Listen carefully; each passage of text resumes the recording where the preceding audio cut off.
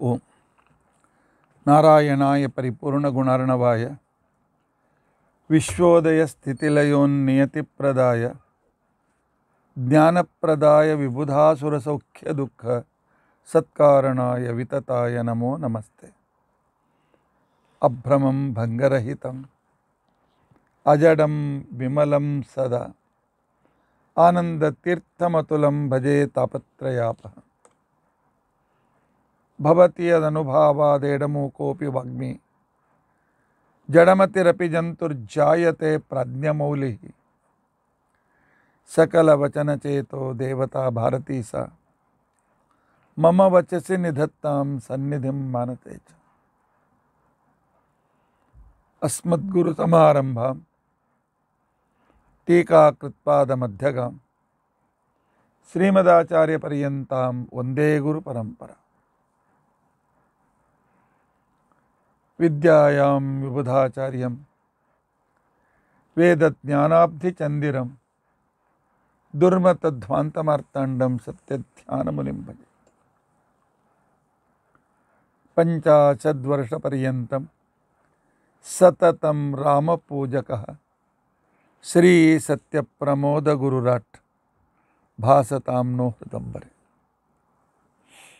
बन्धुस्त्वं गुरुरिष्टदैवतमिति त्वत्पादपङ्केरुहं प्राप्तं मां परिपालयेति सततं याचे निबद्धाञ्जलिः। चित्तं मद्गुणदोषचिन्तनविधौ नूनं मनं मा कृतः। श्रीसत्यात्मगुरो त्वदङ्घ्रियुगलं हित्वा न मे सद्गतिः।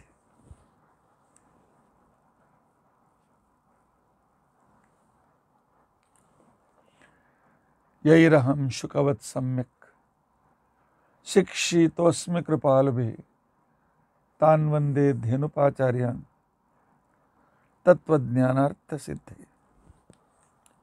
श्रीगुरुभ्यो नमः। श्रीगुरुभ्यो नमः। श्रीगुरुभ्यो नमः। स्वस्तिस्तु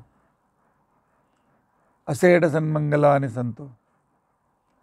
श्लोकैकश्रवणपठनमात्रेण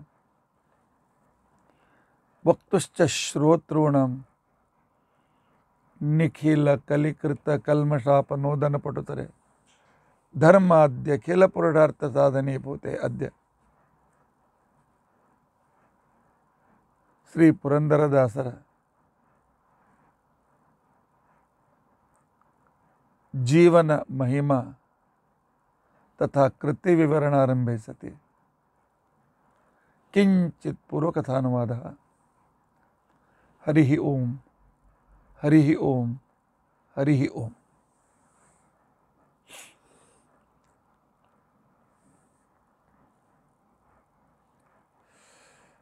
हरे राम राम राम हरे हरे। हरे कृष्णा कृष्ण कृष्ण हरे हरे। हरे राम राम राम हरे हरे। हरे कृष्णा कृष्ण कृष्ण हरे हरे। हरे राम राम राम हरे हरे। हरे कृष्णा कृष्ण कृष्ण हरे हरे। हरे राम राम राम हरे हरे। हरे कृष्णा कृष्ण कृष्ण हरे हरे। हरे राम राम राम हरे हरे। हरे कृष्णा कृष्ण कृष्ण हरे हरे। ಶ್ರೀ ಗುರುಭ್ಯೋ ನಮಃ. ಹರಿ ಓಂ, ಹರಿ ಓಂ, ಹರಿ ಓಂ.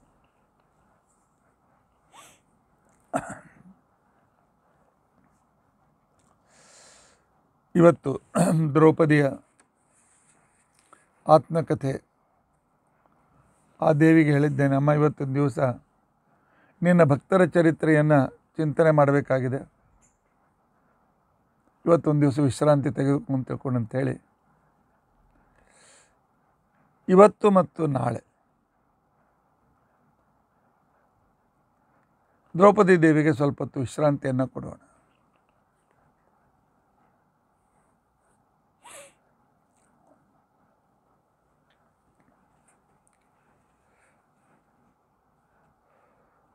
ಇವತ್ತು ಪುರಂದರದಾಸರ ಉತ್ತರಾರಾಧನೆ. ನಿನ್ನೆ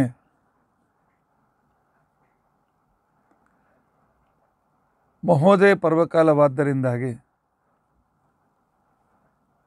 ನಾವು ಬೆಳಗ್ಗೆ ಸಮುದ್ರ ಸ್ನಾನಾದಿಗಳನ್ನು ಮಾಡಿ ಆನಂತರ ಬ್ರಹ್ಮ ವಿಷ್ಣು ಮಹೇಶ್ವರರನ್ನು ಪೂಜಿಸಿ ಸಾಂಕೇತಿಕವಾಗಿ ಭಜನೆಯನ್ನು ಮಾಡಿ ಸಂಕ್ಷಿಪ್ತವಾಗಿ ದಾಸರು ಪುರಂದರದಾಸರು ಹೇಗಾದರು ಅಂತನ್ನೋದ್ರ ಬಗ್ಗೆ ವಿವರಣೆ ನಿನ್ನಿನ ಪ್ರವಚನದಲ್ಲಿ ನಮ್ಮ ಕಾರ್ಯಕ್ರಮದಲ್ಲಿ ನಾವು ಮಾಡಿದ್ದೆ. ಆನಂದ್ ವಿಹಾರ ವಿದ್ಯಾಲಯ ಇದರಲ್ಲಿ ಯೂಟ್ಯೂಬ್ನಲ್ಲಿ ಅದನ್ನು ಕಳಿಸಿಕೊಡಲಾಗಿದೆ. ಇವತ್ತು ಉತ್ತರಾರಾಧನೆ. ಇವತ್ತು ಕೂಡ ಅವರ ಮಹಿಮೆ ಚರಿತ್ರೆಯ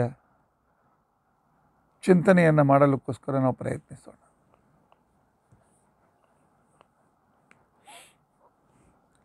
ಪುರಂದರದಾಸರು ತಮ್ಮ ಹೆಂಡತಿಯಿಂದಾಗಿ ಪರಮಾತ್ಮ ನನ್ನ ಹೆಂಡತಿಗೆ ದರ್ಶನ ಕೊಟ್ಟ, ನನಗೆ ಕೊಟ್ಟು ನಾನು ತಿಳಿದುಕೊಳ್ಳಲಿಲ್ಲ ಅಂತ ತಿಳ್ಕೊಂಡಂತೇಳಿ ಸಂಪೂರ್ಣ ಮನೆಯ ಮೇಲೆ, ಸಂಪೂರ್ಣ ಸಂಪತ್ತಿಯ ಮೇಲೆ ತುಳಸಿ ದಳವನ್ನು ಇಟ್ಟು ಕೃಷ್ಣಾರ್ಪಣ ಅಂತ ತಿಳ್ಕೊಂಡಂತ ಹೇಳಿ ದಾರಿಯಲ್ಲಿ ತಮಗೋಸ್ಕರ ತಮ್ಮ ಹೆಂಡತಿ ತಂದ ಬಂಗಾರದ ಲೋಟವನ್ನೂ ಕೂಡ ಅದನ್ನು ಕಾಡಿನಲ್ಲಿ ಎಸೆದು ವಿರಕ್ತರಾಗಿ ವ್ಯಾಸರಾಯರ ಹತ್ತಿರ ಬಂದಿದ್ದಾರೆ.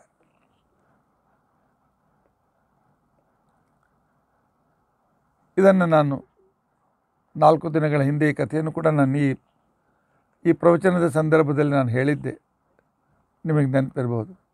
ಅದಕ್ಕೋಸ್ಕರ ಅದನ್ನು ಪುನಃ ನಾನು ರಿಪೀಟ್ ಮಾಡೋದಿಲ್ಲ. ಪುರಂದರದಾಸರ ಆ ವೈಶಿಷ್ಟ್ಯವನ್ನು ಕಂಡು,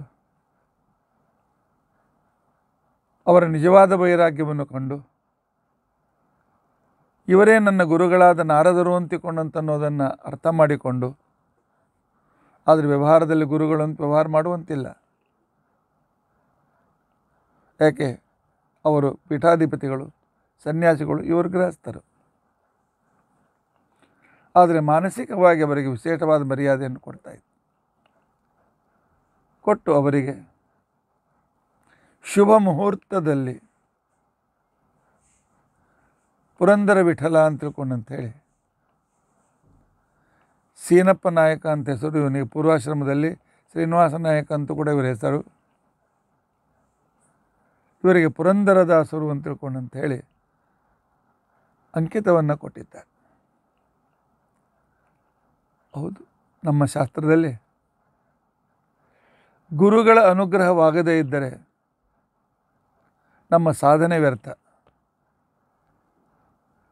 ಗುರುಗಳು ನಮಗೊಂದು ಅಂಕಿತ ಕೊಡಬೇಕು. ಅದಕ್ಕೋಸ್ಕರ ವ್ಯಾಸರಾಯರು ಇವರಿಗೆ ಪುರಂದರ ವಿಠಲ ಅಂತ ತಿಳ್ಕೊಂಡಂತೇಳಿ ಅಂಕಿತವನ್ನು ಕೊಟ್ಟಾಗ ಬಹಳ ಸಂತೋಷವಾಗಿದೆ. ಅಂದಿನಿಂದ ಈ ಸೀನಪ್ಪ ನಾಯಕ ಅಥವಾ ಶ್ರೀನಿವಾಸ ನಾಯಕ ಪುರಂದರದಾಸರು ಅಂತ ತಿಳ್ಕೊಂಡಂತೇಳಿ ಪ್ರಸಿದ್ಧರಾಗಿದ್ದಾರೆ. ಬಹಳ ಸಂತೋಷವಾಗಿ ಮೊದಲನೇ ಹಾಡು ಅವರದು. ಇಂದಿನ ದಿನವೇ ಶುಭ ದಿನವು. ನನ್ನ ಜೀವಮಾನದಲ್ಲಿ ಇಂದಿನ ದಿನ ಅತ್ಯಂತ ಮಂಗಲಕರವಾದ ದಿನ. ಇಂದಿನ ವಾರ ಶುಭವಾರ. ನನ್ನ ದೃಷ್ಟಿಯಿಂದ ಇವತ್ತಿನ ದಿವಸ ವಾರ ಅತ್ಯಂತ ಮಂಗಲಕರವಾದ ವಾರ. ಇಂದಿನ ಕರಣ, ಇಂದಿನ ತಾರೆ ಶುಭ ತಾರೆ. ಇವತ್ತು ಯಾವುದೇ ನಕ್ಷತ್ರ ಇರಲಿ, ಗುರುಗಳ ಅನುಗ್ರಹ ಆಯ್ತಲ್ಲ, ಇದೇ ನನಗೆ ಮಂಗಲಕರವಾಗಿರ್ತಕ್ಕಂಥ ನಕ್ಷತ್ರ. ಇಂದಿನ ಯೋಗ ನಿಜವಾಗಿಯೂ ಕೂಡ ಗುರುಗಳ ಅನುಗ್ರಹವಾದ ಯೋಗ, ಆದ್ದರಿಂದ ಅದು ಶುಭ ಯೋಗ. ಇಂದಿನ ಕರಣ ಶುಭಕರಣ. ಇಂದಿನ ಕರಣವೂ ಕೂಡ ಮಂಗಲಕರ. ಯಾಕೆ? ಇಂದು ವ್ಯಾಸರಾಯರು ನನಗೆ ಪುರಂದರ ವಿಠ್ಠಲನ ದರ್ಶನವನ್ನು ಮಾಡಿಸಿ ಅಂಕಿತವನ್ನು ನನಗೆ ಕೊಟ್ಟು ಅನುಗ್ರಹ ಮಾಡಿದ್ದಾರೆ. ಪುರಂದರ ವಿಠಲರಾಯನ ಸಂದರ್ಶನದ ಫಲವೆನಗೆ ಆಯಿತು, ಸಂದರ್ಶನ ಫಲವೆನಗಾಯಿತು ಅಂತ ತಿಳ್ಕೊಂಡಂತೇಳಿ ಹಾಡಿ ಹೋಗಲಿದ್ದಾರೆ. ಅಂದಿನಿಂದ ಅವರ ಜೀವನದ ಕ್ರಮವೇ ಬದಲಾಯಿತು. ಮನೆಗೆ ಬರ್ತಾರೆ. ಅಲ್ಲೇ ಮಠದಲ್ಲಿ ಒಂದು ಬಿಡಾರನ್ನು ಸ್ವಾಮಿಗಳು ಇವರಿಗೆ ಅನುಕೂಲ ಮಾಡಿಕೊಡ್ತಾರೆ. ಮನೆ ಬಂದಾಕ್ಷಣಕ್ಕೆ ಸರಸ್ವತಿ ದೇವಿ ಕೇಳ್ತಾಳೆ, ಪತಿದೇವ, ನನ್ನಿಂದ ಏನಾದರೂ ಅಪರಾಧವಾಯಿತೆ? ನವಕೋಟಿ ನಾರಾಯಣ ಎಲ್ಲ ಸಂಪತ್ತಿಯನ್ನು ಬಿಟ್ಟು ಇಲ್ಲಿ ಬಂದು ನಾವು ಒಂದು ವ್ಯಾಸರಾಯರು ಕೊಟ್ಟಿರ್ತಕ್ಕಂಥ ಒಂದು ಬಿಡಾರದಲ್ಲಿ ವಾಸ ಮಾಡಿದ್ದೇವೆ. ಮನೆಯಲ್ಲಿ ಪಾತ್ರೆಗಳಿಲ್ಲ, ಏನಿಲ್ಲ, ಏನು ಅನುಕೂಲತೆ ಇಲ್ಲ.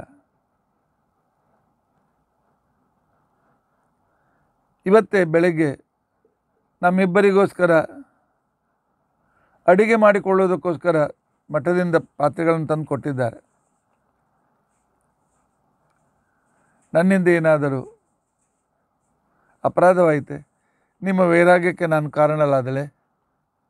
ನಿಮ್ಮ ಸುಖ ಜೀವನಕ್ಕೆ ನಾನು ಮುಳುವಾದನೆ? ಆಗ ಪುರಂದರದಾಸರು ಹೇಳ್ತಾರೆ, ಆದದ್ದೆಲ್ಲ ಒಳಿತೇ ಆಯಿತು. ಪರಮಾತ್ಮನ ಇಚ್ಛೆಯಿಂದ ಏನಾಯಿತು ಭಾಳ ಒಳ್ಳೆಯದೇ ಆಯಿತು.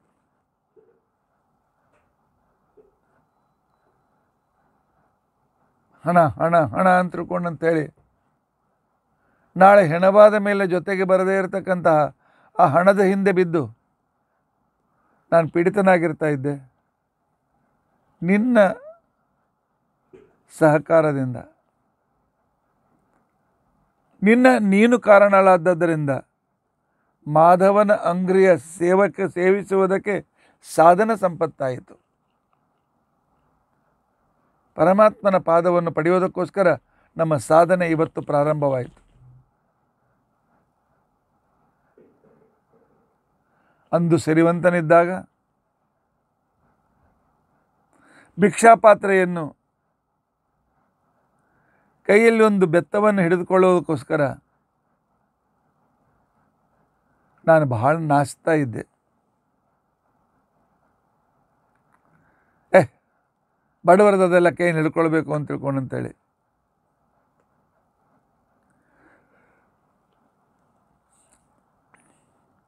ಮಂಡೆ ಬಾಗಿ ನಾಚುತ್ತಲಿದ್ದೆ. ನನಗೆ ಆ ದಾಸರನ್ನು ನೋಡಿದಾಗ ಅಸಹ್ಯ ಬರ್ತಿತ್ತು. ಮುಖ ತಿರುಗಿಸ್ತಾ ಇದ್ದೆ. ಆದರೆ ಸರಸ್ವತಿ, ನಿನ್ನ ಸ್ವಂತ ಸಂತಾನ ಹಾಗೂ ನಿನ್ನ ತವರು ಮನೆಯ ಸಂತಾನ ಸಾವಿರವಾಗಿ ಬೆಳೆಯಲಿ, ಸಂತತಿ ಸಾವಿರವಾಗಲಿ, ದಂಡಿಗೆ ಭತ್ತ ಹಿಡಿಸಿದಳಯ್ಯ.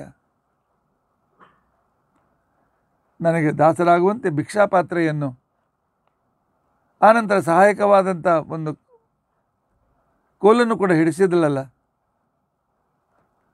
ನಿನಗೆ ನಾನು ಕೃತಜ್ಞನಾಗಿದ್ದೆ. ಅನೇಕ ಜನ ಹೆಂಡತಿಯಿಂದ ಧರ್ಮ ಮಾರ್ಗ ಬರ್ತಾರೆ. ನಮ್ಮ ಗುರುಗಳು ತಮ್ಮ ವಿದ್ಯಾಪೀಠದಲ್ಲಿ ಪ್ರತಿ ಗುರುವಾರ ಭಜನೆ ಮಾಡಿಸ್ತಾಯಿದ್ರು. ಆ ಭಜನೆಗೆ ಒಬ್ಬಳು ಹೆಣ್ಮಗಳು ತಪ್ಪದೇ ಬರ್ತಿದ್ಲು. ಒಳ್ಳೆ ಕಂಠ, ಚೆನ್ನಾಗಿ ಹಾಡ್ತಿದ್ಲು. ಅದರ ಜೊತೆಯಲ್ಲಿ ಅವಳ ಗಂಡ ಟಾಟಾ ಕಂಪನಿಯಲ್ಲಿ ಇಂಜಿನಿಯರ್, ಮ್ಯಾನೇಜರ್. ಆಗಿನ ಕಾಲದಲ್ಲಿ ಕಂಪನಿ ಮ್ಯಾನೇಜರ್ ಅಂತಂದರೆ ಇಂಗ್ಲೀಷ್ನವರಂತೆ ಗತ್ತು, ದೊಡ್ಡಸ್ತಿಕೆ ಎಲ್ಲ ಇರ್ತಿತ್ತು. ಅವನಿಗೆ ದೇವರೊಂದು ಅಲರ್ಜಿ. ಬರಬೇಕು, ಹೆಂಡತಿಯನ್ನು ಬಿಟ್ಟು ಹೋಗಬೇಕು, ಮುಗಿದ ಮೇಲೆ ಬಂದು ಕರ್ಕೊಂಡು ಹೋಗ್ಬೇಕು. ಹೊರಗಿಂದ ಬಿಟ್ಟು ಹೋಗ್ಬೇಕು, ಹೊರಗಿಂದ ಕರ್ಕೊಂಡು ಹೋಗ್ಬೇಕು, ಒಳಗೆ ಬರ್ತಿರಲಿಲ್ಲ. ಒಂದು ಸಲ ಮಳೆಗಾಲ,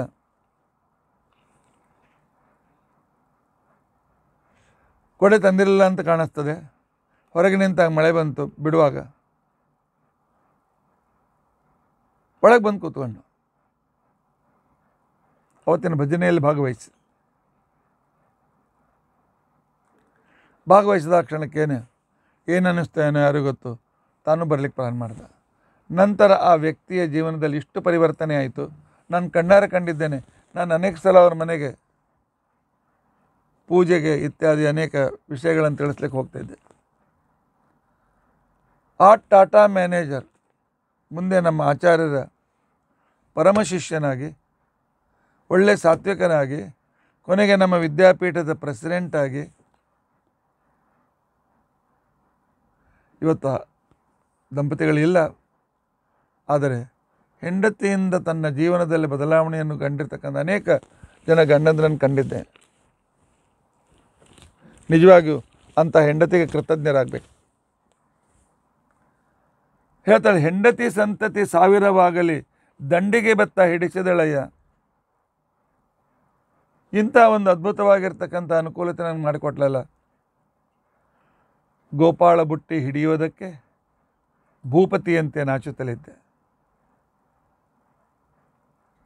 ಭಿಕ್ಷಾಪಾತ್ರೆ ದೂರದಿಂದಲೇ ನನಗೆಲ್ಲ ಇದು ಆ ಎಲ್ಲ ಬಡವರಿಗೋಸ್ಕರ ಅಂತ ತಿಳ್ಕೊಂಡಂತೇಳಿ ತಿರಸ್ಕಾರ ಮಾಡ್ತಾಯಿದ್ದೆ. ನಾನೇ ರಾಜ ಅಂತ ತಿಳ್ಕೊಂಡಿದ್ದೆ. ರಾಜನಂತೆ ನಾನು ಆ ಭಿಕ್ಷಾಪಾತ್ರೆ ಕಡೆಗೆ ನೋಡ್ತಾ ಇದ್ದೆ. ಕೊರಳಲ್ಲಿ ತುಳಸಿ ಮಾಲೆ ಹಾಕುವುದಕ್ಕೆ ರತ್ನ ಬಂಗಾರದ ಹಾರದ ಜೊತೆ ಮೇಲೆ ತುಳಸಿ ಮಾಲೆಯ ಅಂತ ಹೇಳಿ ಅದರ ಕಡೆಗೆ, ಆ ವಿಷಯದ ಕಡೆಗೆ ತಿರಸ್ಕಾರದಿಂದ ನಾನು ನೋಡ್ತಾ ಇದ್ದೆ. ಆದರೆ ನನ್ನ ಹೆಂಡತಿಗೆ ದೇವರು ಬಹಳ ಅನುಗ್ರಹ ಮಾಡಲಿ, ಪ್ರತ್ಯೇಕವಾಗಿ ಅನುಗ್ರಹ ಮಾಡಲಿ. ಇಂದು ತುಳಸಿ ಮಾಲೆಯನ್ನು ಹಾಕಿಸಿದ್ದಾಳಲ್ಲ, ಇದಕ್ಕಿಂತ ಹೆಚ್ಚಿನ ಪರಮೋಪಕಾರ ಏನು ಮಾಡಿದ್ದಾಳು? ಭಾಳ ಚೆನ್ನಾಗಿ ಒಳ್ಳೆ ಉಪಕಾರ ಮಾಡಿದ್ದಾಳೆ. ಗೋಪಾಳ ಬುಟ್ಟಿ ಹಿಡಿಸಿದಳಯ್ಯ. ತುಳಸಿ ಮಾಲೆ ಹಾಕುವುದಕ್ಕೆ ಆಲಸನಾಗಿ ತಿರುಗುತ್ತಲಿದ್ದೆ. ಜಲಜನ ಶ್ರೀ ಪುರಂದರ ವಿಠಲ ತುಳಸಿ ಮಾಲೆ ಹಾಕಿಸಿದಳೆ. ಹೌದು, ನಮ್ಮ ದೇಶಕ್ಕೆ ಬ್ರಿಟಿಷರು ಬಂದ ಮೇಲೆ ಆಧುನಿಕ ವಿದ್ಯೆ ಬಂದ ನಂತರ ನಾವು ಸಣ್ಣವರು ಇವಾಗ ನೋಡಿದ್ದೇವೆ, ಗಂಡಸರಿಗೆ ಆಸ್ತಿಕತೆ ಭಾಳ ಕಡಿಮೆ. ಎಲ್ಲೋ ಕೆಲಸ, ಒಂದು ಪೋಸ್ಟ್ ಆಫೀಸ್ ಕಂಡಕ್ಟರ್ ಆದರೂ ಕೂಡ ನಾವು ದೊಡ್ಡ ರಾಜರು ಅಂತಿಕೊಂಡು ತಿರುಗ್ತಾ ಇದ್ದರು. ಆದರೆ ಧರ್ಮ ಉಳಿಸಿಕೊಂಡು ಬಂದಿರೋದು ಒಂದು ಅಂದಿನಿಂದ ಇವತ್ತಿನವರೆಗೆ ಮನೆಯ ಹೆಣ್ಮಕ್ಳು. ಇದು ನನ್ನ ಮಾತಲ್ಲ, ನಮ್ಮ ತಾಯಿ ಹೇಳ್ತಾ ಇದ್ಲು. ಸತ್ಯಧ್ಯಾನ ತೀರ್ಥರು ಯಾವಾಗ ಯಾವುದೇ ಊರಿಗೆ ಹೋಗಲಿ, ಅಲ್ಲಿ ಅವರು ತಮ್ಮ ಪ್ರವಚನದಲ್ಲಿ ಹೇಳೋದಂತೆ, ತಾಯಂದಿರ, ನಿಮ್ಮಿಂದ ಧರ್ಮ ಉಳಿತದೆ. ಗಂಡಸರೆಲ್ಲ ನೌಕರಿ ಪೀಕರಿದ್ದು ಊರು ತಿರುಗ್ತಿರ್ತಾರೆ, ಇಂತಿಂತ ಅದು ಮಾಡ್ತಿರ್ತಾರೆ. ನೀವು ಮಾತ್ರ ಧರ್ಮದಿಂದ ಇರಿ, ನಾಳೆ ನಿಮ್ಮ ಗಂಡನ ಉದ್ಧಾರಕ್ಕೂ ನೀವು ಕಾರಣೀಭೂತರಾಗ್ತೀರಿ.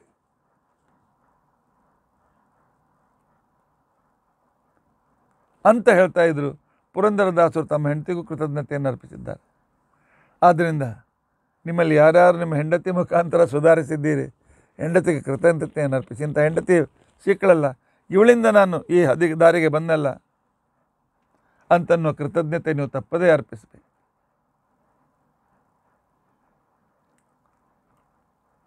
ಒಂದ್ಸಲ ನನಗೆ ಯಾರು ತಮಾಷೆ ಮಾಡಿದರು, ಏನ್ರಿ ಆಚಾರ್ಯ, ನಿಮ್ಮ ಹತ್ರ ಹೆಣ್ಮಕ್ಳು ಬಂದರೆ ಕೇಳ್ತಿರ್ತಾರೆ ಪ್ರಶ್ನೆಗಳನ್ನು, ನಾವು ಗಂಡಸರು ಭಾಳ ಕಡಿಮೆ ಕೇಳ್ತೇವೆ. ಅವರು ಸ್ವಲ್ಪ ವ್ಯಂಗ್ಯದಿಂದ ಹೇಳಿದರು. ಅದಕ್ಕೆ ನಾನು ಅವ್ರಿಗೆ ಹೇಳಿದೆ, ಅವರಿಂದ ನಿಮ್ಮ ಮನೆ ಉಳಿತದೆ, ಅವರಿಗೆ ನಿಮ್ಮ ಬಗ್ಗೆ, ಮಕ್ಕಳ ಬಗ್ಗೆ ನಿಮ್ಮ ಬಗ್ಗೆ ಕಾಳಜಿ ಇರ್ತದೆ. ಅವ್ರು ಬಂದು ನಮ್ಮ ಹೆಂಡತಿ ಮಗಳಿಗೆ ಹೆಂಗಿದೆ, ಮಗಳಿಗೆ ಅನಾನುಕೂಲ ಇದೆ, ಏನಾರು ದಾರಿ ತೋರಿಸಿ ಅಂತ ಕೇಳ್ತಾ ಇರ್ತಾರೆ. ಅವರಿಂದ ನಿಮ್ಮ ಮನೆ ಉಳಿತದೆ. ಇದು ನಿಜವಾಗಿಯೂ ಹೌದು. ಪುರಂದರದಾಸರು ಬೆಳಗ್ಗೆ ಸ್ನಾನಾದಿಗಳನ್ನೆಲ್ಲ ಮಾಡಿ ಆನ್ಯಕ ಮುಗಿಸಿ ಭಗವಂತನ ನಾಮಸ್ಮರಣೆಯನ್ನು ಮಾಡ್ತಾ ಅವರು ಗ್ರಾಮ ಪ್ರದಕ್ಷಿಣೆ ಮಾಡ್ತಾಯಿದ್ದರು. ಅವರಿಗೆ 4 ಜನ ಮಕ್ಕಳು. ಮೊದಲೇ ಮಗನ ಮದುವೆ ಆಗಿತ್ತು. 4 ಜನ ಮಕ್ಕಳು ಅವರ ಹಿಂದೆ ತಾಳಮದ್ದಳೆಗಳನ್ನು ಬಾರಿಸ್ತಾ ಅದನ್ನು ಚಲ್ಲಂ ಬಾರಿಸುತ್ತಾ ಅವರ ಹಿಂದೆ ಹೊರಡಬೇಕು. ಒಳ್ಳೆ ಸ್ಫುರದ್ರೂಪಿಗಳು, ತಲೆಗೆ ಒಂದು ಮುಂಡಾಸು ಕಟ್ಕೊಂಡು ಹೊರಟ್ರೆ ಏನು ನಾರದರೇ ಭೂಮಿಗಿಳಿದು ಹೊಂದಿದ್ದಾರೆ ಎಂಬುವಂತೆ ಅವರು ಕಾಣ್ತಾ ಇದ್ದರು. ಹೀಗಾಗಿ ವಿಜಯನಗರದ ಜನರು ತುಂಬು ಅವರಿಗೆ ಭಿಕ್ಷೆಯನ್ನು ಹಾಕ್ತಾಯಿದ್ರು.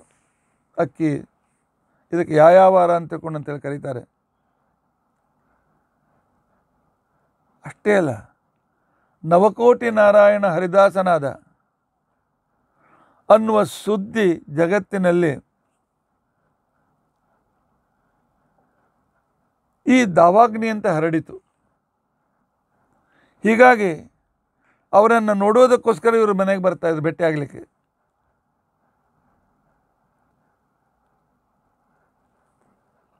ಎಷ್ಟೇ ಜನ ಬರಲಿ, ಇವರು ಜೋಳಿಗೆಯಲ್ಲಿ ತಂದ ಕಾಳಿನ ಪದಾರ್ಥ ಎಂದರೆ ಎಲ್ಲರ ಹೊಟ್ಟೆ ತುಂಬ್ತಾ ಇತ್ತು. ಭಗವಂತನ ಸಂಕಲ್ಪ. ಇವತ್ತು 10 ಜನ ಇರಲಿ, 20 ಜನ ಇರಲಿ, 50 ಜನ ಇರಲಿ, ಸರಸ್ವತಿ ಬಾಯಿ ಅಡುಗೆ ಮಾಡಿ ಹಾಕ್ತಾಯಿಲ್ಲ.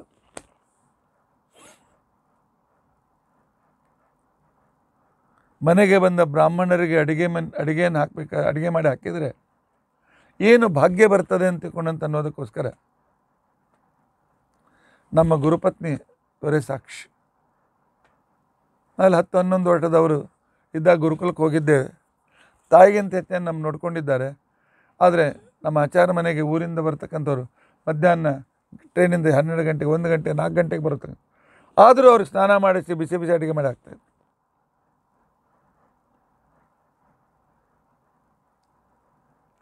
ಅದಕ್ಕೋಸ್ಕರವ ಆ ನಮ್ಮ ಗುರುಪತ್ನಿಯರ ಮಗಳು ಇಂದು ಜಗದ್ಗುರುಗಳಾಗಿರ್ತಕ್ಕಂಥ ಸತ್ಯಾತ್ಮ ತೀರ್ಥರ ತಾಯಿ. ಯಾಕೆ? ಅವರ ತಾಯಿ ಮಾಡಿದ ಪುಣ್ಯ ಮಗಳಿಗೆ ಸಿಕ್ಕಿತು. ಯಾಕೆಂದರೆ ಸ್ವಾಮಿಗಳ ತಾಯಿ ನಾವು ಬಾಲ್ಯದಿಂದ ನೋಡಿದ್ದೇವೆ. ಯಾಕೆಂದ್ರೆ ನಾನು ಹೋದ ನಂತರ ಅವ್ರು ಹುಟ್ಟಿದ್ದು. ಆದರೆ ಅಂಥ ತಾಯಿಯ ಪುಣ್ಯ, ಎಷ್ಟು ಜನ ಬ್ರಾಹ್ಮಣರಿಗೆ ಊಟಕ್ಕೆ ಹಾಕಿದ ಪುಣ್ಯದಿಂದ ಇವತ್ತು ಮಗ ಜಗದ್ವಿಖ್ಯಾತ ವಿದ್ವಾಂಸರಾಗಿ ಕುಲಪತಿಗಳಾಗಿರ್ತಕ್ಕಂಥ ವಿದ್ಯಾಸಿಂಹಾಚಾರ್ಯರ ಮಕ್ಕಳಾಗಿದ್ದರೆ ಅವರ ಮೊಮ್ಮಗ ಇವತ್ತಿನ ದಿವಸ ಉತ್ತರಾದಿ ಮಠದ ಪೀಠದಲ್ಲಿ ಅಲಂಕೃತರಾಗಿದ್ದಾರೆ. ಇದಕ್ಕೆ ಕಾರಣ ಮನೆಗೆ ಬಂದ ಬ್ರಾಹ್ಮಣರಿಗೆ ಅಡಿಗೆ ಮಾಡಿ ಹಾಕಿದ್ದಕ್ಕೋಸ್ಕರ. ಈ ಭಾಗ್ಯ ನೌಕರಿ ಮಾಡಿದ್ರೆ ಸಿಗ್ತದೆ, ಹಣ ಗಳಿಸಿದರೆ ಸಿಗ್ತದೆ. ಈ ಭಾಗ್ಯ, ಈ ಭಾಗ್ಯವನ್ನು ಸರಸ್ವತಿ ದೇವಿ ನೆನಪು ಮಾಡಿಕೊಳ್ಳು. ನವಕೋಟಿ ನಾರಾಯಣನ ಹೆಂಡತಿ, ಮನೆಯಲ್ಲಿ 100 ಜನ ಆಳು ಕಾಳುಗಳು, ಕೈಗೊಬ್ಬೆ ಕಾಲುಗೊಬ್ಬರೆ ದಾಸಿಯರು, ಆದರೆ ತಾನು ಅಡುಗೆ ಮಾಡಿ ಹಾಕ್ತಾಯಿಲ್ಲ. ಅವರ ಸಂಪ್ರದಾಯ ಏನು ಅಂತಂದರೆ, ಮನೆಗೆ ಬಂದವರು ಹೊಟ್ಟೆ ತುಂಬ ಊಟ ಹಾಕಬೇಕು, ಉಳಿದದ್ದು ತಾವು ಊಟ ಮಾಡಬೇಕು. ಆದರೂ ಉಳಿತು ಅಂತ ತಿಳ್ಕೊಂಡು ಅಂತಂದರೆ ಆ ಓಣಿಯಲ್ಲಿದ್ದು ಭಿಕ್ಷುಕರಿಗೆ ಹಾಕಬೇಕು. ಆದರೂ ಉಳಿದರೆ ಅಲ್ಲಿ ಚಕ್ರತೀರ್ಥದಲ್ಲಿ ಆ ಸಂಪತ್ತಿಯನ್ನು ಹಾಕಬೇಕು, ಅನ್ನವನ್ನು ಅವತ್ತಿನ ದಿವಸ ಹಾಕಬೇಕು. ಮರುದಿವಸಕ್ಕೆ ಉಳಿಸ್ಕೊಂಬಂತಿಲ್ಲ. ರಾತ್ರಿ 12 ಗಂಟೆಗೆ ಅವ್ರ ಮನೆಯಲ್ಲಿ ಒಂದು ಕಾಳು, ಯಾಕೆ ಅತಿಥಿಗಳೆಲ್ಲ ಹೋದ್ಮೇಲೆ ಒಂದು ಕಾಳು ಧಾನ್ಯ ಇರ್ತಿರಲಿಲ್ಲ. ಅಕ್ಕಿ ಇಲ್ಲ, ಬೇಳೆ ಇಲ್ಲ, ಏನೂ ಇಲ್ಲ. ಮತ್ತು ಮರುದಿವಸ ಅವರು ಯಾವ ವಾರಕ್ಕೆ ಹೋಗಿ ಮಧ್ಯಾಹ್ನ 11 ಗಂಟೆಗೆ 12 ಗಂಟೆಗೆ ಮನೆಗೆ ಬಂದ ಮೇಲೆ ಉಳಿದದ್ದೆಲ್ಲ. ಈ ರೀತಿಯಾಗಿ ಅವರು ಅತಿಥಿ ಸತ್ಕಾರವನ್ನು ಮಾಡ್ತಾಯಿದ್ರು. ಪರಮಾತ್ಮ ಅವರ ಕೈಯಿಂದ ಊಟ ಮಾಡಿಸುವುದಲ್ಲದೆ ಅವರ ಅನುಗ್ರಹದಿಂದ ಅವರು ಭಕ್ತರಾಗುವಂತೆ ಅನುಗ್ರಹವನ್ನು ಮಾಡ್ತಾ ಇದ್ದ. ಅವರ ಮನೆಯಲ್ಲಿ ದೈವೀ ಸಂಪತ್ತು, ಮಹಾಲಕ್ಷ್ಮೀ ದೇವಿ ದೈವೀ ಸಂಪತ್ತು ರೂಪದಿಂದ ಸರಸ್ವತಿ ದೇವಿಯವರ ಮುಖದಲ್ಲಿ ಕುಣಿದಾಡ್ತಾ ಇದ್ದರೆ ಮನೆಯಲ್ಲಿ ಯಾವ ಸಾಮಾನು ಇಲ್ಲ. ಬಂದಿರತಕ್ಕಂಥ ಅಡುಗೆ ಇತ್ಯಾದಿ ಮಾಡೋದಕ್ಕೋಸ್ಕರ ಬಿಟ್ಟರೆ ಬೇರೆ ಏನೂ ಇಲ್ಲ. ಆದ್ದರಿಂದ ಆಗಿನ ಕಾಲದಲ್ಲಿ ಒಂದು ಗಾದೆ ಮಾತು ಎಲ್ಲ ಕಡೆಗೆ ಪ್ರಚಲಿತವಾಯಿತು. ಏನು ಗಾದೆ ಮಾತು ಅಂತ ತಿಳ್ಕೊಂಡಂತಂದರೆ, ಏನು ರೀ ಅವನ ಮನೆಗೆ ಹೋದ್ರೆ ಊಟನೂ ಸಿಗಂಗಿಲ್ಲ, ಅವನ ಮನೇನು ಪುರಂದರಾಸನ ಮನೆ ಅಂತ ತಿಳ್ಕೊಂಡಂತಾಯ್ತು. ಅಂದರೆ ಬಡವರನ್ನು ನೋಡಿ ಈ ರೀತಿ ತಿರಸ್ಕಾರ ಮಾಡ್ತಾಯಿದ್ರು. ಬಡವರನ್ನು ನೋಡಿ ಅವನ ಮನೆ ಪುರಂದರಾಸನ ಮನೆ ರೀ ಅಂತ ತಿಳ್ಕೊಂಡಂತ ಹೇಳುವಷ್ಟು ಗಾದೆ ಮಾತು ಪ್ರಸಿದ್ಧವಾಯಿತು. ಆದರೆ ಮನೆಗೆ ಬಂದ ಅತಿಥಿಗಳು ಎಂದೂ ಉಪವಾಸ ಹೋಗ್ತಾ ಇರಲಿಲ್ಲ. ಸರಸ್ವತಿ ಬಾಯಿ ಮಾಡಿದ ಅಡಿಗೆ ಅಕ್ಷಯ ಪಾತ್ರೆ ಆಗ್ತಾಯಿತ್ತು. ಇವರು ಕೋಟ್ಯಾಧಿಪತಿ ಆದಾಗ ಆಗ ಒಬ್ಬ ಅತಿ ಸಿರಿವಂತನು ಈ ಸೀನಪ್ಪ ನಾಯಕನ ಮಗನಿಗೆ ತನ್ನ ಕನ್ಯೆಯನ್ನು ಕೊಟ್ಟು ಮದುವೆ ಮಾಡಿದ್ದ. ಪುರಂದರದಾಸರು ಮನೆ ಬಿಟ್ಟು ಬರುವಾಗ ಎಲ್ಲವನ್ನೂ ತ್ಯಾಗ ಮಾಡಿ ಮಗ, ಗಂಡ, ಹೆಂಡತಿ, ಮಗ, ಸೊಸೆ, ಉಳಿದ 3 ಜನ ಮಕ್ಕಳು ಎಲ್ಲರೂ ಬರಿಗೈಯಿಂದ ಬಂದರು. ಇದು ಪುರಂದರದಾಸರ ಬೀಗರಿಗೆ ಯಾಕೋ ಸರಿ ಬೀಳಲಿಲ್ಲ. ಸಿರಿವಂತರ ಮನೆ ಅಂತ ಮಗಳನ್ನು ಕೊಟ್ಟಿದ್ದೆ, ಅದಕ್ಕೆ ತಮ್ಮ ಮಗಳನ್ನು ಕರೆದುಕೊಂಡು ಹೋಗೋದಕ್ಕೋಸ್ಕರ ಬಂದಿದ್ದ. ಬಂದು ನಸುಕಿನಲ್ಲಿ ಇವರು ಮನೆಗೆ ಬಂದಿದ್ದಾರೆ. ನೋಡ್ತಾರೆ, ಸರಸ್ವತಿ ಬಾಯಿಯ ಮೇಲೆ ಯಾವ ಆಭರಣಗಳಿಲ್ಲ. ತಮ್ಮ ಮಗಳಿಗೂ ಬೇಕಾದಷ್ಟು ಆಭರಣಗಳನ್ನು ಕೊಡಿಸಿದ್ರು, ಶ್ರೀಮಂತ. ಆದರೆ ಅವಳ ಕೊರಳಲ್ಲಿ ಕೂಡ ಮಂಗಳಸೂತ್ರ ಬಿಟ್ಟು ಬೇರೆ ಆಭರಣ ಇರಲಿಲ್ಲ. ಪುರಂದರದಾಸರು ಯಾವ ವಾರಕ್ಕೆ ಭಿಕ್ಷೆ ಬೇಡಲಿಕ್ಕೆ ಹೋಗಿದ್ದರು. ಮನೆಯಲ್ಲಿ ಸರಸ್ವತಿ ಅವಳ ಸೊಸೆ ಮಾತ್ರ ಇದ್ದರು. ಬೀಗರು ಬರ್ತಾರೆ, ನೋಡಿ ಸರಸ್ವತಿ ದೇವಿ ಅಂತಾಳೆ. ಏನು ಸರಸ್ವತಿ ಬಾಯಿ, ನಿಮ್ಮ ಗಂಡ ವಿರಕ್ತನಾಗಲಿ, ನಿಮ್ಮ ಹೆಣ್ಮಕ್ಕಳ ಮೇಲೆ ಆಭರಣ ಯಾಕೆ ದಾನ ಮಾಡಿಸ್ಬೇಕು? ನನ್ನ ಮಗಳನ್ನು ಸಾಲಂಕೃತ ಕನ್ಯಾದಾನಿ ಮನೆಗೆ ಕೊಟ್ಟಿದ್ದೆ, ಕೊರಳಲ್ಲಿ ಮಂಗಲಸೂತ್ರ, ಕೈಯಲ್ಲಿ ಬಳೆ ಬಿಟ್ಟರೆ ಏನೂ ಇಲ್ಲ, ಮೂಗಿತಿ ಕಿವಿಯಲ್ಲಿತ್ತು, ಆ ಮಾತು ಬೇರೆ. ಎಂಥದ್ದು ಆಗಲಿ ಅಂತ ತಿಳ್ಕೊಂಡಂತಾಳೆ. ಸರಸ್ವತಿ ಬಾಯಿ ಆ ಕಾಲದಲ್ಲಿ ಅವರಿಗೆ ಸಮಾಧಾನ ಹೇಳಿದ್ದಾರೆ. ಆಯ್ತಾಯ್ತು, ಸ್ನಾನ ಮಾಡ್ತೀವಿ, ಸ್ನಾನ ಮಾಡಿ ಬನ್ನಿ ಅಂತ. ಸ್ನಾನ ಮಾಡಿ ಬನ್ನಿ. ಮನೆಯಲ್ಲಿ ಬೆಳಗಿನ ಫಲಹಾರಕ್ಕೆ ಏನಿಲ್ಲ, 2 ಹೊತ್ತು ಊಟ ಅಷ್ಟೇ. ಇದೇ ವಿರಕ್ತ ಜೀವನ. ಇನ್ನು ಬೀಗರಿಗೆ ಫಲಹಾರ ಇಲ್ಲದೆ ಇದ್ದರೆ ಹೇಗೆ? ಚೆನ್ನಾಗಿ ಕಾಣಿಸೋದಿಲ್ಲ. ಅದೊಂದು ಅತಿ ಸತ್ಕಾರ, ಅನಾನುಕೂಲವಾಗ್ತದೆ. ನಮ್ಮ ಯಜಮಾನರು ದೇವರ ಹಾಡು ಹೇಳ್ತಾ ಎಲ್ಲೋ ಕುತ್ಕೊಂಡ್ಬಿಟ್ರೆ ಬರಲಿಕ್ಕೂ ಲೇಟ್ ಮಾಡ್ಬೋದು ಅಂತ ಹೇಳಿ ಏನು ಮಾಡಬೇಕು ವಿಚಾರ ಮಾಡಿದ್ದಾರೆ. ಪುರಂದರದಾಸರ ಒಂದು ಕಟ್ಟುನಿಟ್ಟು ನಿಯಮ ಇತ್ತು. ಉಪವಾಸ ಬಿದ್ದರೂ ಅಡ್ಡಿಯಿಲ್ಲ, ಇನ್ನೊಬ್ಬರಿಗೆ ಕೈ ಒಡ್ಡಬಾರ್ದು. ಆದರೆ ಬೀಗರು ಬಂದಿದ್ದಾರೆ. ಅವ್ರ ಎದುರಿಗೆ ಮಧ್ಯಾಹ್ನ ನನ್ನ ಗಂಡ ಬಂದ ಮೇಲೆ ಯಾಕೋಷ್ಟು ಅವ್ರಿಗೆ ಉಪವಾಸ ಕೂಡಿಸಿ ಈಗಾಗಲೇ ಬೈದಿದ್ದಾರೆ, ಇನ್ನೂ ಬೈಸ್ಕೊಳ್ಬೇಕಲ್ಲ ಅಂತ ಹೇಳಿ ಅವರ ಮನೆಯಿಂದ ಸಮೀಪದಲ್ಲೇ ಸ್ವಲ್ಪ ದೂರದಲ್ಲೇ ಒಬ್ಬ ಮೈಲಾರಪ್ಪ ಅಂತೇಳಿ ಒಬ್ಬ ವೈಶ್ಯ ಇರ್ತಾ ಇದ್ದ. ಅವನು ವಾಮಾಚಾರವನ್ನು ಕಲ್ತಿದ್ದ, ಜಾದು. ಆನಂತರ ಇದಕ್ಕೆ ಈಗಿನ ದಿವಸ ಬ್ಲ್ಯಾಕ್ ಮ್ಯಾಜಿಕ್ ಅಂತಾರಲ್ಲ, ಆ ರೀತಿಯಾಗಿ ಅವನು ಆ ವಿದ್ಯೆಯನ್ನು ಕಲಿತಿದ್ದ. ತನ್ನ ಸಾಧನೆಯಿಂದ ಒಂದು ಮಣಿಯನ್ನು ಸಂಪಾದನೆ ಮಾಡಿದ್ದ. ಅದಕ್ಕೆ ಪಾರಸಮಣಿ ಅಂತ ಕರೀತಾರೆ. ಸ್ಪರ್ಶಮಣಿ ಅಂತ ಹೆಸರು. ಸ್ಪರ್ಶಮಣಿ ಹೋಗಿ ಪಾರಸಮಣಿ ಇತ್ಯಾದಿ ಅಪಭ್ರಷ್ಟಗಳಾಗಿದೆ. ಆ ಮಣಿಯ ವೈಶಿಷ್ಟ್ಯ ಏನು? ಯಾವುದೇ ಧಾತುವಿಗೆ ಮುಟ್ಟಿಸಿದರೆ ಅದು ಬಂಗಾರವಾಗ್ತದೆ.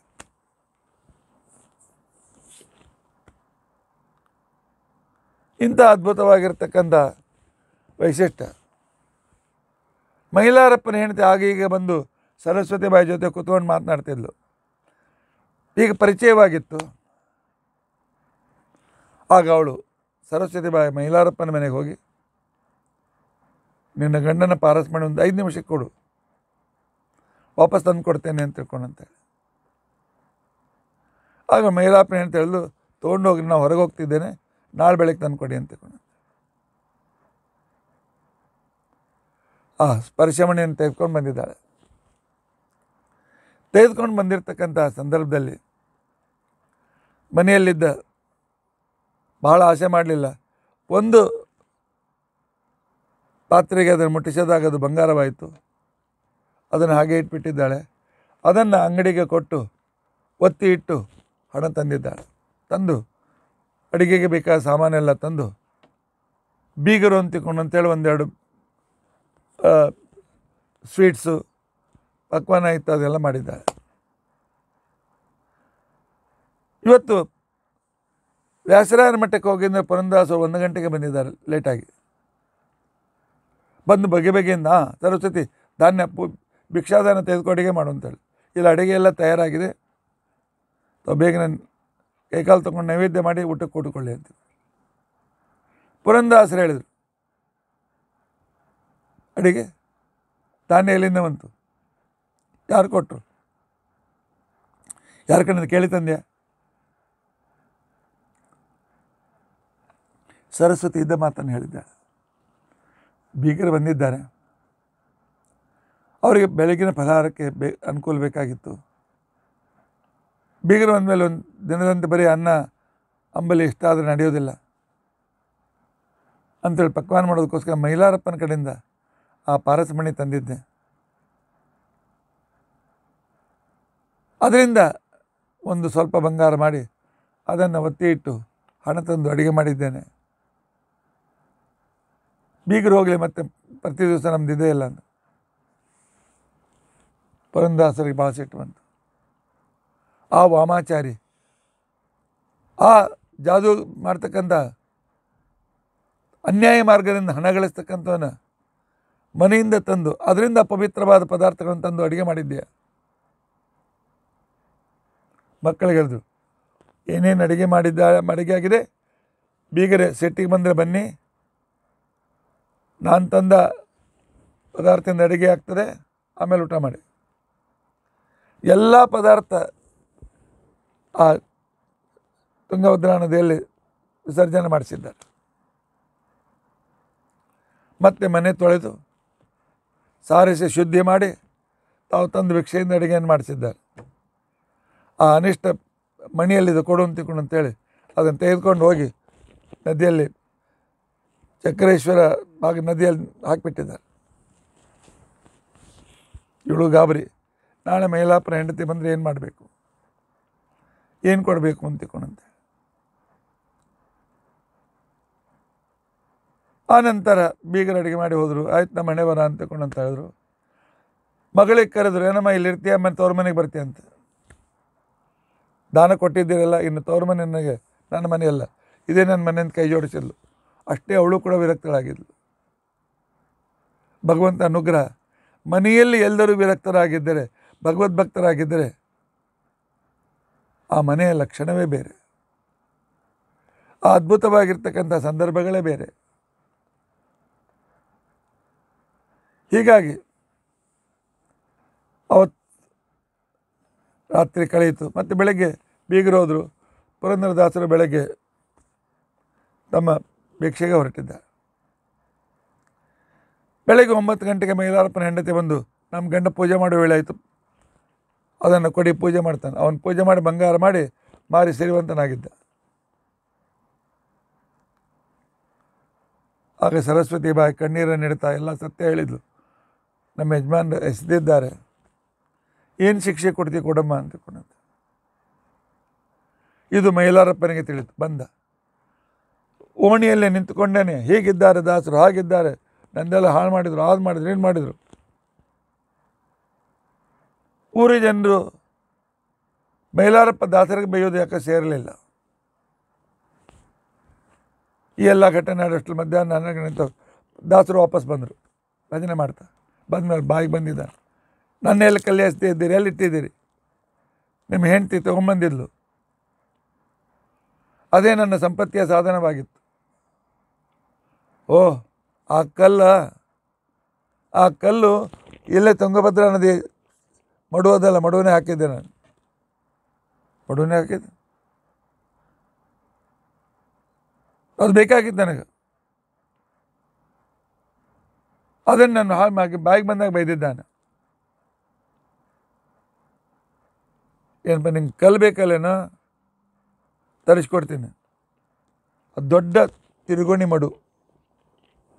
ಮಹಾಮಾಯಿ ಸುಗಾರರು ಹೋಗಲಿಕ್ಕೆ ಅನಿಸ್ತಿದ್ರು. ಮಧುಪತಿ ಬಾರಪ್ಪ, ಕೊನೆ ಮಗ ಹೋಗಿ ಅಲ್ಲಿ ಅದ್ರ ಜೊತೆಗೆ ಇನ್ನೂ 3 ಕಲ್ಲು 4 ಕಲ್ಲು ತೊಗೊಂಬ.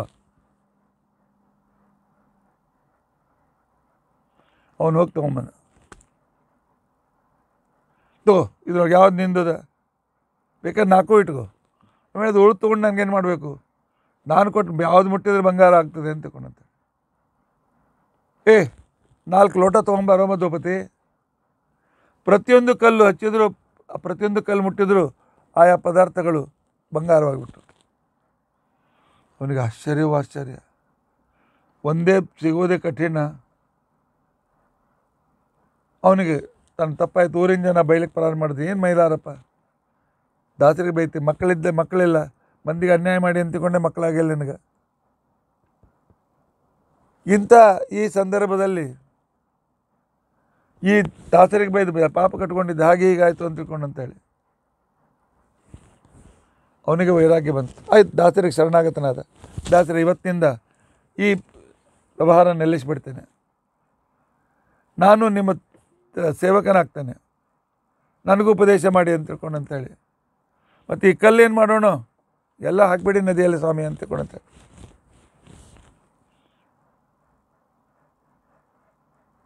ಆಗ ಜನರಿಗೆ ಹೆಣ್ಮಕ್ಳು ಗುಸು ಮಾಡ್ಕೊಳ್ಳಿಕ್ಕೆ ಮಾತನಾಡಿದರು. ಏನೆಲ್ಲ ತಮ್ಮ ಹೆಂಡತಿ ಮಕ್ಕಳ ಬಂಗಾರವನ್ನು ಇವನು ಬಂಗಾರ ತಗೊಂಡು ಅನೇಕ ಜನರಿಗೆ ಆಭರಣ ಕೊಡ್ತಾ ಇದ್ದ, ಆಭರಣ ಹೋಯ್ತಲ್ಲ ಅಂತಕೊಂಡಂತೇಳಿ ಗುಸು ಮಾತನಾಡೋದು ದಾಸರ ಕಿವಿಗೆ ಬಿತ್ತು. ಆಗ ಅವತ್ತು ಸಾಯಂಕಾಲ ಎಲ್ಲ ಜನರು ಹರಿಕತೆಗೆ ಸೇರಿದಾಗ ಅಲ್ಲಿ ಎಲ್ಲ ಹೆಣ್ಮಕ್ಳು ಬಂಗಾರದ ಎಲ್ಲಿ ಹೋಯ್ತಂತೆ, ತಮ್ಮ ಹೆಂಡತಿ ಸೊಸೆಯಂದ್ರಿಗೆ ಆಭರಣ ಇಲ್ಲ, ಇನ್ನು ಜನರಿಗೂ ಆಭರಣ ಸಿಕ್ಕೋದಿಲ್ಲ ಅಂದಾಗ ದಾಸರು ಅವತ್ತಿನ ದಿವಸ ಹರಿಕತೆಯಲ್ಲಿ ಪದಕಟ್ಟಿ ಹಾಡಿದರು. ಬಂಗಾರ ಬಿಡಬಾರೆ ನಿನಗೊಪ್ಪುವ ಬಂಗಾರ ಬಿಡಬಾರೆ. ಹೆಣ್ಮಕ್ಕಳನ್ನು ಕುರಿತು ಈ ಪದ್ಯವನ್ನು ಹೇಳಿದ್ದಾರೆ. ನೀವು ಕಳೆದ 4 ದಿನಗಳಿಂದ ಈ ಪದ್ಯವನ್ನು ನನ್ನ ಶ್ರೀಮತಿ ಒಂದೊಂದು ಪದ್ಯವನ್ನು ವಿವರಣೆ ಮಾಡ್ತಾ ಇದ್ದಾಳೆ, ಕೇಳ್ತಾ ಇದ್ದೀರಿ. ಆನಂದ್ ವಿಹಾರ್ ಯೂಟ್ಯೂಬ್ನಲ್ಲಿ ಪುರಂದರದಾಸರ ಆರಾಧನೆ ನಿಮಿತ್ತವಾಗಿ ಪುರಂದರೋಪನಿಷತ್ತಿನ ವಿವರಣೆ ಅಂತ ತಿಳ್ಕೊಂಡು ಅಂತೇಳಿ ಬರ್ತಾ ಇದೆ. ನನ್ನ ಶ್ರೀಮತಿ ಇದರ ಬಗ್ಗೆ ದಿನಕ್ಕೆ ಒಂದು ಪದ್ಯದ ಅರ್ಥ ವಿವರಣೆ ಮಾಡ್ತಾ ಇದ್ದಾಳೆ. ಆ ಪದ್ಯ ಈ ಸಂದರ್ಭದಲ್ಲಿ ಜಗತ್ತಿನ ಹೆಣ್ಣುಮಕ್ಕಳಿಗೆ ನಿಜವಾದ ಆಭರಣ ಯಾವುದು ಅಂತನ್ನು ತಿಳಿಸೋದಕ್ಕೋಸ್ಕರ ಅವರು ಹೇಳಿದ ಪದ್ಯ ಇದು. ಬಂಗಾರ ಬಿಡಬಾರೆ ನಿನಗೊಪ್ಪುವ ಬಂಗಾರ. ಆ ಬಂಗಾರ ಯಾವುದು? ರಂಗನಾಥನ ದಿವ್ಯ ಮಂಗಳನಾಮವೆಂಬ. ರಂಗನಾಥ ಶ್ರೀಹರಿ, ಅವನ ನಾಮಸ್ಮರಣೆ, ಇದೇ ದೊಡ್ಡ ಬಂಗಾರ, ದೊಡ್ಡ ಆಭರಣ.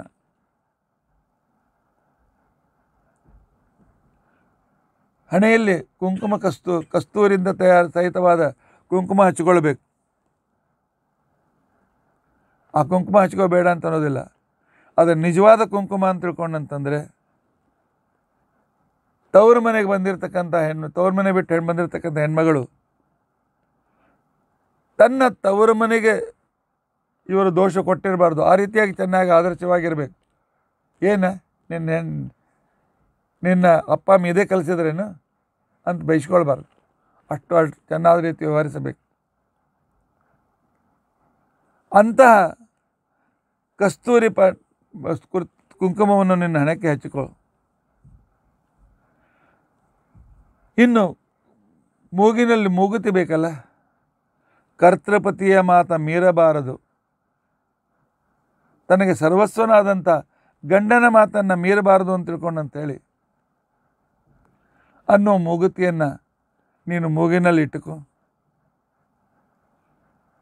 10 ಮಂದಿ ಕೈಯಲ್ಲಿ ಹೌದೆನ್ನಿಸಿಕೊಳ್ಳುವಂತಹ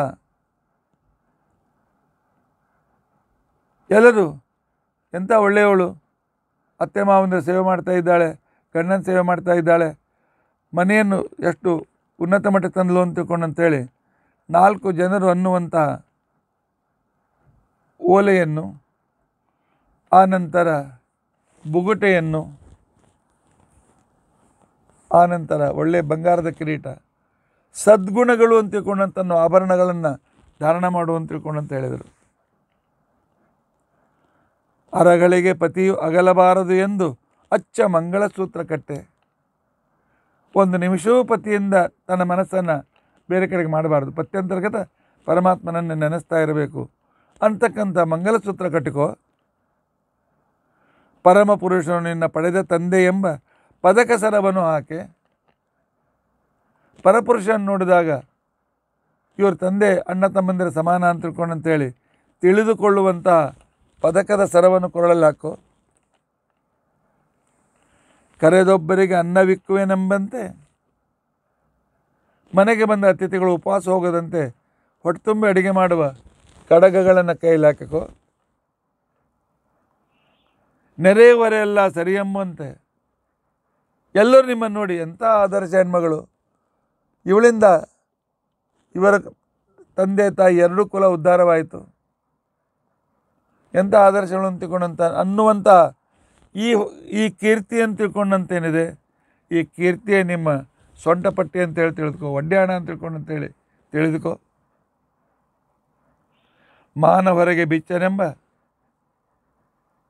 ನನ್ನ ಮರ್ಯಾದೆಗೆ ಕುಂದು ಬರದಂತೆ ಅನ್ನುವ ಒಂದು ಆಚರಣೆ ಅಂತ ತಿಳ್ಕೊಂಡಂತೇನಿದೆ, ತನ್ನ ಮೈಯನ್ನು ಮುಚ್ಚಿಕೊಂಡು ಸ್ವಭಾವದಲ್ಲಿಯೂ ಕೂಡ ಯಾವುದೇ ರೀತಿ ವಿಕೃತಿಯನ್ನು ತೋರಿಸದೆ ಮಾನ ಮರ್ಯಾದೆ ಅಂತಕ್ಕಂಥ ರೇಷ್ಮೆ ಸೀರೆಯನ್ನು ಉಟ್ಟುಕೋ. ಹೀನ ಗುಣ ನಾನು ಬಿಟ್ಟಿದ್ದೇನೆ ಅಂತಿಕೊಂಡಂತನ್ನುವ ಕುಪ್ಪಸ ತೊಟ್ಟುಕೋ. ಒಟ್ಟು ಗುರುಗಳ ಅನುಜ್ಞೆ ಪಾತ್ರಳಾಗು.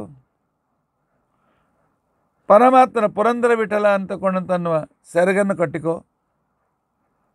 ನಿನ್ನ ಜೀವನವನ್ನು ಆದರ್ಶವನ್ನಾಗಿ ಮಾಡಿಕೋ ಅಂತ ತಿಳ್ಕೊಂಡಂತೇಳಿ ಆ ಕಾಲದಲ್ಲಿ ಸಂಪೂರ್ಣ ಎಲ್ಲ ಹೆಣ್ಣು ಮಕ್ಕಳಿಗೆ ಒಂದೇ ಪದ್ಯದಲ್ಲಿ ಪಾತಿವ್ರತ ಧರ್ಮವನ್ನು ಕಲಿಸಿಕೊಟ್ಟಿದ್ದಾರೆ. ಇದೊಂದು ಪದ್ಯ ದಿನಾಲು ಹೇಳ್ಕೊಳ್ತಾ ಇರಿ, ಆ ಗುಣಗಳು ನಿಮ್ಮಲ್ಲಿ ತಪ್ಪದೇ ಬರ್ತವೆ. ಮೈಲಾರಪ್ಪ ಮುಂದೆ ಇವರು ದಾಸರಾಗಿ ಅವನು ಹರಿದಾಸ ಶಿಕ್ಷೆಯನ್ನು ಸ್ವೀಕಾರ ಮಾಡಿದ್ದಾನೆ. ಒಂದ್ಸಲ ಕೃಷ್ಣದೇವರಾಯರು ವ್ಯಾಸರಾಯರನ್ನು ಕಾಣುವುದಕ್ಕೋಸ್ಕರ ಬಂದಿದ್ದರು. ಅಲ್ಲೇ ದೂರದಲ್ಲೇ ತಂಬೂರು ಹಿಡಿದುಕೊಂಡು ದೇವರ ನಾಮ ಹೇಳ್ತಾ ಪುರಂದರದಾಸರು ನಿಂತ್ಕೊಂಡಿದ್ದರು. ವ್ಯಾಸರಾಯರು ಭೇಟಿಯಾಗಿ ನೋಡಿದರೆ ಈ ವ್ಯಕ್ತಿಯನ್ನೆಲ್ಲೂ ನೋಡಿದಂತೆ ಇದೆ ಅಂತಕೊಂಡಂತೇಳಿ ಗುರುಗಳಿಗೆ ಕೇಳಿದ್ರು, ಯಾರು ಇವರು? ಒಳ್ಳೆ ತೇಜಸ್ವಿಯಾಗಿ ಕಾಣಿಸ್ತಾರೆ, ಎಷ್ಟು ಸುಂದರವಾಗಿ ಹಾಡ್ತಾ ಇದ್ದಾರೆ. ವ್ಯಾಸರಾಯರು ಹೇಳಿದ್ರು, ಗುರುತತ್ಲೇನ್ರ ರಾಜ ಕೃಷ್ಣದೇವರಾಯ, ಹೋದ ಯುದ್ಧದಲ್ಲಿ ಯಾರಿಂದ ಸಾಲ ತಗೊಂಡಿದ್ದೆಲ್ಲ ಅವನೇ ನವಕೋಟಿ ನಾರಾಯಣನು. ಓ, ಇವತ್ತು ಎಲ್ಲ ಬಿಟ್ಟು ದಾಸರಾಗಿ ಕೈಯಲ್ಲಿ ತಂಬೂರಿಯನ್ನು ಹಿಡಿದುಕೊಂಡು ಜೋಳಿಗೆ ಭಿಕ್ಷೆ ಜೋಳಿಗೆ. ಆಶ್ಚರ್ಯವಾಯಿತು. ವ್ಯಾಸರಾಯರ ಪೂಜೆ ಆಯಿತು, ಆನಂತರ ಎಲ್ಲರದು ಊಟ ಆಯಿತು. ಊಟ ಆಗುವಾಗ ಮುಗಿದ ಮೇಲೆ ಕೃಷ್ಣದೇವರಾಯನ ತನ್ನ ಪರಿಚಯ ಮಾಡಿಕೊಟ್ಟ. ಓ ಅಲ್ಲ, ಮತ್ತೆ ಎಲ್ಲ ಬಿಟ್ಟು ದಾಸರಾದ್ರಂತಲ್ಲ, ಭಗವಂತ ಅನುಗ್ರಹ. ಅವರನ್ನು ತನ್ನ ಮನೆಗೆ ಕರ್ಕೊಂಡು ಹೋಗಿದ್ದಾನೆ ರಾಜ. ಅರಮನೆ ಕರ್ಕೊಂಡು ಹೋದ. ಅರಮನೆ ಕರ್ಕೊಂಡು ಹೋಗಿ ಕೇಳಿದ, ಅಲ್ಲ ನವಕೋಟಿ ನಾರಾಯಣ, ಎಲ್ಲವನ್ನೂ ಬಿಟ್ಟು ಬಂದಿಯಲ್ಲ, ಏನು ಸಿಕ್ತಪ್ಪ ನಿನಗೆ? ಏನು ಲಾಭ ಆಯಿತಾ? ಆಗಿನ ಸಿರಿವಂತೆಯ ಜೀವನಕ್ಕಿಂತ ಇಲ್ಲಿಯ ಸುಖ ಏನಿದೆ ಅಂತ ರಾಜನು ಕೇಳಿದಾಗ ಆ ಕಾಲದಲ್ಲಿ ಪುರಂದರದಾಸರು ಹೇಳ್ತಾರೆ, ನಿಮ್ಮ ಭಾಗ್ಯ ದೊಡ್ಡದು, ನಮ್ಮ ಭಾಗ್ಯ ದೊಡ್ಡದು. ರಾಜ, ಚಕ್ರವರ್ತಿ ರಾಜ, ನಿನ್ನ ಭಾಗ್ಯ ದೊಡ್ಡದು, ಈಗ ನಾನು ಸ್ವೀಕರಿಸಿದ ದಾಸ ಭಾಗ್ಯ ದೊಡ್ಡದು. ವಿಚಾರ ಮಾಡೋಣ, ಇಬ್ಬರು ವಿಚಾರ ಮಾಡೋಣ, ನಡಿ. ನೀನು ಹೆಚ್ಚಿನ ಭಾಗ್ಯವಂತನು, ನಾನು ಹೆಚ್ಚಿನ ಭಾಗ್ಯವಂತನು. ಹೇಮ ಹಣ್ಣು ಹಣಗಳಿಗೆ ಹೇರಣ ಭಯವುಂಟು. ರಾಜ, ನಿನ್ನ ಕೋಶ ಇದೆಯಲ್ಲ, ಬಂಗಾರ ಎಲ್ಲ ಅದರೊಳಗೆ ಇಟ್ಟಿದ್ದಿ, ಆಭರಣಗಳನ್ನು ಇಟ್ಟಿದ್ದಿ. ನಿನ್ನ ರಾಣಿವಾಸದ ಆಭರಣಗಳು, ಅದಕ್ಕೆ ಎಷ್ಟು ಜನ ಕಾವಲರನ್ನು ಇಟ್ಟಿದ್ದಿ? ಸೆಕ್ಯೂರಿಟಿಗೋಸ್ಕರ 100 ಜನರನ್ನು ನೇಮಿಸಿದ್ದೇನೆ. ಆ ಬಂಗಾರಕ್ಕೆ, ಆ ಹಣಕ್ಕೆ 100 ಜನ ಕಾವಲುಗಾರ ಬೇಕಾಯಿತು. ಕಳ್ಳರ ಭಯ ಇದೆ. ನನ್ನ ಹತ್ತಿರ ರಾಮನಾಮ ಅಂತನ್ನುವ ಸಂಪತ್ತು ಇದೆ, ಇದಕ್ಕೆ ಯಾರ ಭಯವೂ ಇಲ್ಲ. ಯಾರು ಬಂದು ನನಗೆ ಚೂರಿ ತೋರಿಸಿ ರಾಮನಾಮ ಕೊಡುವಂತ ಕೇಳ್ತಾರೆ? ಕೇಳಂಗಿಲ್ಲ. ರಾಮನಾಮ ದ್ರವ್ಯಕ್ಕಿನ್ನು ಯಾರ ಭಯವಿಲ್ಲವೋ ನಿಶ್ಚಿಂತೆ ಬಾಗಿಲ ತೆಗೆದು ಮಲ್ಕೋತೀವಿ ರಾಜ. ನಿನಗೆ ರಾತ್ರಿ ಎಲ್ಲಿ ಕಳ್ಳರು ಬರ್ತಾರೋ ಅದು ಬರ್ತಾರೋ ಚಿಂತೆ, ನನಗೇನು ಚಿಂತೆ ಇಲ್ಲ. ಹೇಳು, ನಿನ್ನ ಸಂಪತ್ತಿ ಹೆಚ್ಚು, ನನ್ನ ರಾಮನಾಮ ಹೆಚ್ಚು. ಕಡಗ ಕಂಠಿ ಮಾಲೆಗಳಿಗೆ ಕಳ್ಳರ ಅಂಜಿಕೆ ಉಂಟು. ಮೈ ತುಂಬ ಆಭರಣ ಹೆಣ್ಮಕ್ಳು ಹಾಕೊಂಡ್ರೆ ಯಾವಾಗ ಯಾರು ಬಂದು ಅಪಹರಣ ಮಾಡ್ಕೊಂಡು ಹೋಗ್ತಾರೋ ಅಂತಲೂ ಗಾಬರಿ. ಅದಕ್ಕೆ ಜೊತೆಗೆ ಬಾಡಿಗಾರ್ಡ್ ಬೇಕಾಗ್ತದೆ. ಆದರೆ ಅಡವಿ ತುಳಸಿ ಮಾಲೆಗೆನ್ನು ನೋಡಿ, ನನ್ನ ಕೊಳ್ಳ ತುಳಸಿ ಮಾಲೆ ಇದೆ, ಆಭರಣ ಎಲ್ಲ ತೆಗೆದಿದ್ದೇನೆ, ಯಾವ ಕಳ್ಳರು ನನ್ನ ಹತ್ರ ಬರೋದಿಲ್ಲ. ಯಾರು ಬಂದು ಚೂರಿ ತೋರಿಸಿ ನೀನು ತುಳಸಿ ಮಾಲೆ ಕೊಡು ಅಂತಾರೇನು ಅನ್ನೋದಿಲ್ಲ. ಆಭರಣಕ್ಕೆ ಕಳ್ಳರು ಬೆನ್ನತ್ತಾರೆ. ತುಳಸಿ ಮಾಲೆಗೆ ಯಾರು ಭಯ ಇಲ್ಲ. ಇದು ವ್ಯಾಪಾರಿ ಆದಾಗ ಒಳ್ಳೆ ಹಣ ಗಳಿಸ್ತಾ ಇರ್ತಕ್ಕಂಥ ಸಂದರ್ಭದಲ್ಲಿ ದಿನಾಲು ಏನಾದರೂ ಸಮಸ್ಯೆ, ಅವ್ರಿಗೆ ಸಾಲ ಕೊಟ್ಟಿನ ತಿರುಗಿ ಕೊಡಲಿ ಅಂದ್ರೆ ಏನು ಮಾಡಬೇಕು, ಇವರು ಸಾಲ ಕೇಳಕ್ಕೆ ಹೋದ್ರೆ ಧಮಕಿ ಕೊಟ್ಟಿದ್ದಾರೆ ಏನು ಮಾಡಬೇಕು. ರಾತ್ರಿ ನಿದ್ದೆ ಬರ್ತಿದ್ದಿಲ್ಲ ರಾಜ. ಆಗ ಯಾವಾಗ ಈ ಗೋಪಾಳ ವೃತ್ತಿ, ಭಿಕ್ಷಬೇಡ ವೃತ್ತಿಯನ್ನು ಧಾರಣೆ ಮಾಡಿದೆ, ಯಾವ ಭಯ ಇಲ್ಲ, ಯಾರೂ ತಕರಾರು ಮಾಡಂಗೆ ಇಲ್ಲ. ಎರಡೊತ್ತು ಊಟ ಆಗ್ತದೆ, ಮತ್ತೆ ಬೆಳಿಗ್ಗೆ ಭಿಕ್ಷಾಪಾತ್ರೆ ಹೊಟ್ಟು ತುಂಬುತ್ತದೆ, ಏನು ಮನೆಯಲ್ಲಿ ಏನೂ ಇಲ್ಲ. ಎಷ್ಟು ನಿಶ್ಚಿಂತನಾಗಿ ಮಲ್ಕೊಳ್ತೇನೆ ರಾಜ, ಅಷ್ಟು ನಿಶ್ಚಿಂತನಾಗಿ ನೀನು ಮಲ್ಕೊಳ್ಳೋದಿಲ್ಲ. ನಿನ್ನ ಭಾಗ್ಯ ದೊಡ್ಡದೇನು. ಸರಕು ಬೆಲ್ಲ ತುಪ್ಪ ಧಾನ್ಯ ಸಬದೀತೆಂಬ ಚಿಂತೆ ಉಂಟು ಗೃಹಸ್ಥರಿಗೆ, ನಿನ್ನಂಥ ರಾಜನಿಗೆ. ಈ ಸಂಪತ್ತಿ ಒಂದು ದಿವಸ ಹೋಗ್ತದೆ ಅಂತ ಅನ್ನೋ ಚಿಂತೆ ಇದೆ ನಿಮಗೆ. ಆದರೆ ನನ್ನ ಹತ್ರ ಇರೋ ಸಂಪತ್ತಿ ಹರಿನಾಮಾಮೃತವೆಂಬ ಪರಮಾತ್ಮನ ನಾಮಸ್ಮರಣೆ ಅಂತಿಕೊಂಡಂತಕ್ಕಂತಹ ಈ ಅಮೃತಕ್ಕೆ, ಈ ಸಂಪತ್ತಿಗೆ ಮುಗಿದು ಹೋಗ್ತದೆ ಅಂತನೂ ಭಯ ಇಲ್ಲ ರಾಜ. ನನ್ನ ದೇವರು ಅಂತನ್ನೋ ಸಂಪತ್ತಿ, ಭಗವದ್ಭಕ್ತಿ ಅಂತಿಕೊಂಡಂತನ್ನ ಸಂಪತ್ತಿಗೆ ನ ಚೋರಹಾರ್ಯಂ,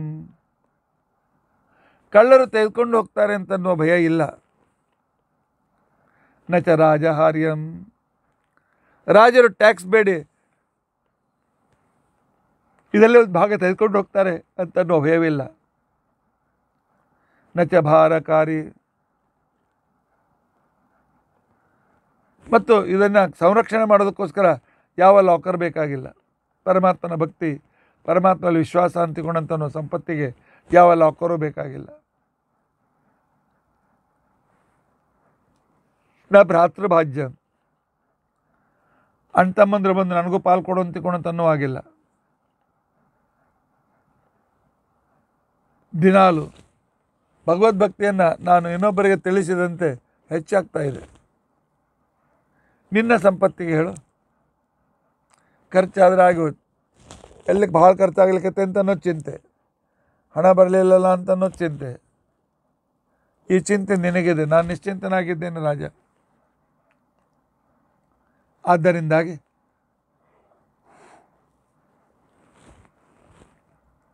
ಹೇಳು ರಾಜ, ನಿನ್ನ ಭಾಗ್ಯ ದೊಡ್ಡದು, ನನ್ನ ಭಾಗ್ಯ ದೊಡ್ಡದು. ಹೋಗಲಿ, ನಿನ್ನ ಸಂಪತ್ತಿಗೆ ಅಧಿದೇವತೆ ಯಾರು? ಲಕ್ಷ್ಮೀದೇವಿ. ನನ್ನ ಸಂಪತ್ತಿಗೆ, ನನ್ನ ಭಕ್ತಿಗೆ ಅಧಿದೇವತೆ ಯಾರು ಹೇಳು? ನಾರಾಯಣ. ಯಾರು ದೊಡ್ಡವರು ಹೇಳು? ನಿನಗಿಂತ ಹೆಚ್ಚಿನ ಸಂಪತ್ತಿ, ಅದಕ್ಕೋಸ್ಕರ ಎಲ್ಲ ಬಿಟ್ಟು ಬಂದಿದ್ದೇನೋ. ನಿಮ್ಮ ಭಾಗ್ಯ ಲಕ್ಷ್ಮೀದೇವಿ, ನಮ್ಮ ಭಾಗ್ಯ ನಾರಾಯಣ.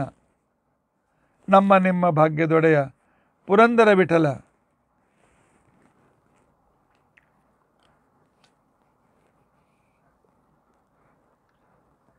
ಅವನ ಆ ಸಂಪತ್ತು, ಆ ಪುರಂದರ ವಿಠಲ ಅಂತನ್ನುವ ರತ್ನ, ಆ ಪುರಂದರ ವಿಠಲ ಅಂತನ್ನೋ ಬಂಗಾರ, ಇದಕ್ಕೆ ಯಾರಾದರೂ ಬೆಲೆ ಕಟ್ಟಲಿಕ್ಕೆ ಆಗ್ತದೆಯಾ?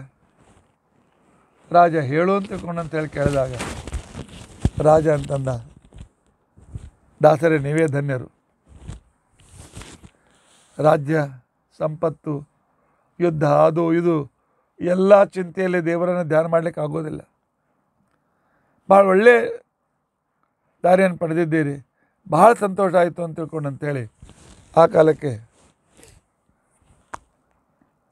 ರಾಜ ಅವರಿಗೆ ಸತ್ಕಾರ ಮಾಡಿ ಒಳ್ಳೆಯ ರೇಷ್ಮೆ ಮಡಿ, ಒಂದು ಬಂಗಾರದ ಸರ, ಆನಂತರ ಒಂದು ಪೆಟ್ಟಿಗೆ ತುಂಬ ಬಂಗಾರದ ನಾಣ್ಯ ಕೊಟ್ಟು ತೊಗೊಂಡೋಗಿ, ನಾಳೆ ಭಿಕ್ಷೆ ಬೇಡೋದು ಬೇಡ ಅಂತ.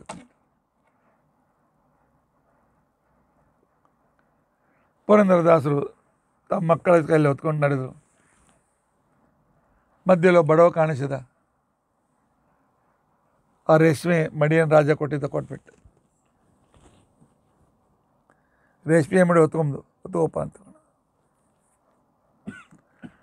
ಮುಂದೆ ಒಬ್ಬ ಬಡ ಹೆಣ್ಮಕ್ಳು ದಂಪತಿಗಳು ಹೊರಟಿದ್ರು. ಪಾಪ ಅವಳು ಎಷ್ಟು ಬಡವಳಂತ ಕೊರಳಲ್ಲಿ ಮಂಗಳಸೂತ್ರ ಕೋಣ ಇಲ್ಲ, ಅರಿಶಿಣ ಬೇರಿಗೆ ಒಂದು ದಾರ ಕಟ್ಟಿ ಕೊರಳಲ್ಲಿ ಹಾಕ್ಕೊಂಡಿದ್ಲು. ಆ ದಂಪತಿಯನ್ನು ಕರೆದ್ರು ಪುರಂದರದಾಸರು. ತಗೋರಿ ಅಂತ ರಾಜ ಕೊಟ್ಟ ತಮ್ಮ ಬಂಗಾರದ ಸರ ತೆಗೆದು ಪೆಟ್ಟಿಗೆ ಬಂಗಾರದ ನಾಣ್ಯ ಕೊಟ್ಟು ತೊಗೊಂಡು ಹೋಗ್ರಿ ಅಂತ ತಿಳ್ಕೊಂಡಂತೆ. ಉಳಿದದ್ದೆಲ್ಲ ಭಿಕ್ಷುಕರಿಗೆ ಹಂಚಿ ಮನೆಗೆ ಹೋಗೋ ಖಾಲಿ ಕೈ. ಅದೇ ಗೋಪಾಳ ಬುಟ್ಟಿ, ಆನಂತರ ಭಿಕ್ಷಾಪಾತ್ರ, ಜೋಳಿಗೆ. ನಿಶ್ಚಿಂತೆಯಿಂದ ನಗ್ತಾ ನಗ್ತಾ ನಗ್ತಾ ಮನೆಗೆ ಬಂದಿದ್ದಾರೆ. ಆಗ ಕೃಷ್ಣದೇವರಾಯನಿಗೆ ಸುದ್ದಿ ಮುಟ್ಟಿತು. ಸುದ್ದಿ ಮುಟ್ಟಿರ್ತಕ್ಕಂಥ ಸಂದರ್ಭದಲ್ಲಿ ಆವಾಗ ಮರುದಿವಸ ಬಂದು ದಾಸರಿಗೆ ಭೇಟಿಯಾಗಿ, ದಾಸರೇ ನಾನು ಕೊಟ್ಟದ್ದೇನೋ ಕಡಿಮೆ ಆಯ್ತೇನು, ಅದಕ್ಕೆ ಇನ್ನು ತಗೊಳ್ಳೋದು ಎಲ್ಲರಿಗೂ ಹಂಚಿಬಿಟ್ರಿ ಅಂತ ತಿಳ್ಕೊಂಡಂತ ಹೇಳಿದ್ದಕ್ಕೋಸ್ಕರ ಆ ಕಾಲದಲ್ಲಿ ಹೇಳಿದರು, ನೋಡಪ್ಪ ನಾನು ಅದನ್ನು ಅನುಭವ ಮಾಡಿದ್ದರೆ ನಿನಗೆ ಅಷ್ಟು ಪುಣ್ಯ ಸಿಗ್ತಿರಲಿಲ್ಲ. ಇದನ್ನು ಬಡವರಿಗೆ ದಾನ ಮಾಡಿದ್ದೇನೆ, ಆ ಪುಣ್ಯ ನಿನಗೆ 3 ಪಟ್ಟು ಸಿಕ್ಕಿದೆ. ನಿನಗೆ ಪುಣ್ಯ ಸಿಗಲಿ ಅಂತ ಕೊಟ್ಟಿದ್ದೇನೆ, ನನಗೇನು ಬೇಕಾಗಿಲ್ಲ ಅಂತ ತಿಳ್ಕೊಂಡೆ. ಈ ರೀತಿಯಾಗಿ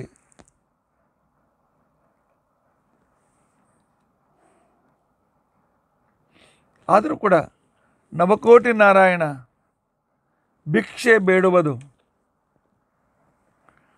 ಯಾಕೋ ರಾಜನಿಗೆ ಸೇರ್ತಿರಲಿಲ್ಲ. ದಿನಾಲು ಅವ್ರ ಮನೆ ಭಿಕ್ಷೆಗೆ ಪುರಂದರದಾಸರು ಬರ್ತಿದ್ರು. ತಾಜಮಹಲ್ನ ಎದುರು ನಿಂತ್ಕೊಂಡು ಓಂ ಭವತಿ ಭಿಕ್ಷಾಂ ದೇಹಿ,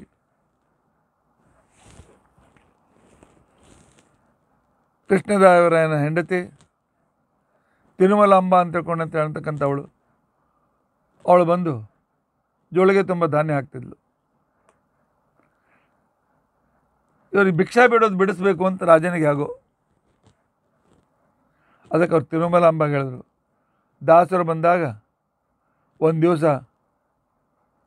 ಮರದ ತುಂಬ ಮುತ್ತು ಹಾಕು, ಇನ್ನೊಂದು ದಿವಸ ಮರದ ತುಂಬ ರತ್ನಗಳನ್ನು ಹಾಕು, ಮತ್ತೊಂದು ದಿವಸ ಮರದ ತುಂಬ ಬಂಗಾರದ ನಾಣ್ಯ ಹಾಕು. ಮುಂದೆ ಇಷ್ಟರಿಂದ ಆದರೂ ಕೂಡ ಭಿಕ್ಷೆ ಬಿಟ್ಟು ಮನೆಯಲ್ಲಿ ಸುಖವಾಗಿರ್ಬೋದು ಅವರು.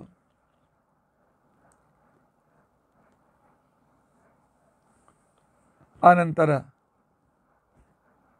ಈ ರೀತಿಯಾಗಿ ಆದ ಕ್ಷಣಕ್ಕೆ 4 ದಿವಸ ಆದಮೇಲೆ ಇನ್ನು ಭಿಕ್ಷೆ ಬಿಡ್ತಾರೆ ಅಂತ ತಿಳಿದುಕೊಂಡ್ರೆ ರಾಜ ನೋಡಿದ, ಮತ್ತೆ ದಮಯಕ್ಕೆ ಭಿಕ್ಷೆ ಬೇಡ ಬರಲಿಕ್ಕೆ ಬಂದಿದ್ದಾರೆ. ಎಷ್ಟು ಆಸೆ ಬರುಕರ ದಾಸರು. 4 ದಿವಸ ಮುತ್ತಿನ ಮರದ ತುಂಬ ಮುತ್ತು, ಮರದ ತುಂಬ ರತ್ನ, ಮರದ ತುಂಬ ಬಂಗಾರ ನಾಣ್ಯ ಎಲ್ಲ ಭಿಕ್ಷೆ ಹಾಕಿದ್ರು. ಮತ್ತಿರಿಗೆ ಆಯ್ತು, ಅವರು ಆಸೆ ಬರುಕಿದ್ದಾರೆ ಅಂತ ತಿಳ್ಕೊಂಡು ಅಂತೇಳಿ ಆಯ್ತು ಧಾನ್ಯ ಹಾಕಂತಕೊಂಡು ಹೇಳಿದ್ದಾರೆ. 1 ವಾರ ಆದಮೇಲೆ ಕೃಷ್ಣದೇವರಾಯ ವ್ಯಾಸರಾಯರನ್ನು ಭೇಟಿಯಾಗಲಿಕ್ಕೆ ಹೋಗಿದ್ದಾನೆ. ವ್ಯಾಸರಾಯರು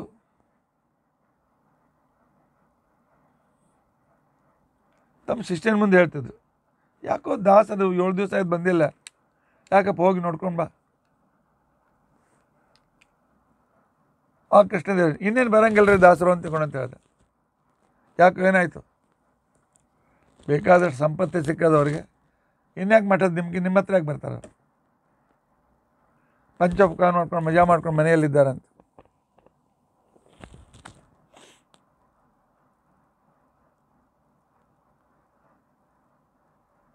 ಆಯ್ತು, ಏನು ಘಟನೆ ಆಯಿತು? ನನ್ನ ಹೆಂಡತಿಗೆ ಮುತ್ತು ರತ್ನ ಬಂಗಾರ ನಾಣ್ಯ ಹಾಕು ಅಂತ ಹೇಳಿದ್ದೆ, ಭಿಕ್ಷೆಯಲ್ಲಿ ಹಾಕಿದ್ದಾಳೆ, ಸಂಪತ್ತಿ ಸಿಕ್ತು, ಮತ್ತು ಗುರುಗಳಾಗಬೇಕು ಅಂತ ಕೃಷ್ಣದೇವರಾಯ ವ್ಯಂಗ್ಯ ಮಾಡಿದ್ರು.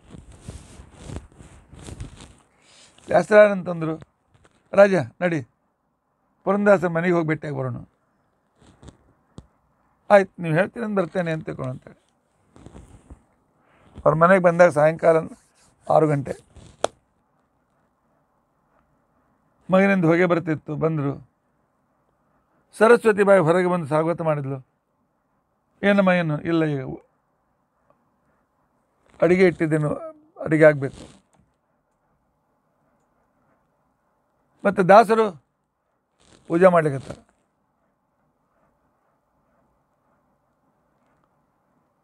ದಾಸರಿಗೆ ಸುದ್ದಿ, ದಾಸರು ಬಂದರು, ಗುರುಗಳಿಗೆ ಸಾಷ್ಟಾಂಗ ನಮಸ್ಕಾರ ಹಾಕಿದರು.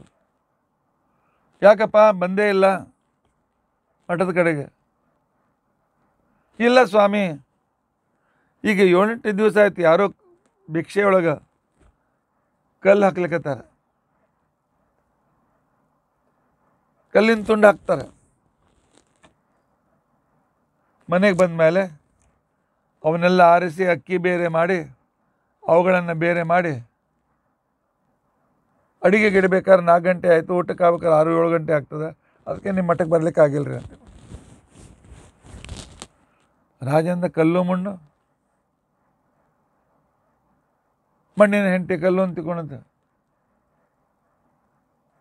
ಹಾಗಾದರೆ ಅವನ್ನ ಆ ಕಲ್ಲುಗಳನ್ನ ಏನೇನು ಮಾಡಿದ್ರಿ? ಇಲ್ಲ, ಅಂಗಳದೊಳಗೆ ನನ್ನ ಹೆಂಡತಿ ಎಸ್ದಿರ್ಬೇಕು.